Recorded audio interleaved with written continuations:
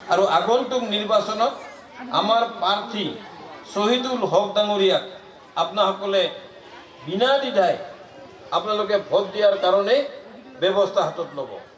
এই শহীদুল হক ডাঙৰীয়াক যদি আপোনালোকে শাহিদুল হক ডাঙৰীয়াক যদি আপোনালোকে জিকাই দিয়াৰ ব্যৱস্থা কৰে, শাহিদুল হক জিকিলে আমি তেখেতক আমাৰ সকলোৱে আমাৰ মুখ্যমন্ত্ৰী হেমন্ত বিশ্ব শৰ্মা ডাঙৰীয়াকে আদি কৰি আমাৰ মন্ত্ৰী অতুল বৰা ডাঙৰীয়াকে আদি কৰি কেশৱ মহন্ত ডাঙৰীয়াকে আদি কৰি আমাৰ MP ফণীভূষণ চৌধুৰী ডাঙৰীয়াকে আদি কৰি সকলোৱে তেওঁ সহায় কৰিব। আৰু আপোনালোকৰ যিকোনো বিপদ শাহিদুল হকক জনাব আৰু শাহিদুল হকে মোক নাইবা ফণীভূষণ চৌধুৰী ডাঙৰীয়াক জনাব আৰু আপোনালোকৰ বিপদত আমি সদায় থাকিম।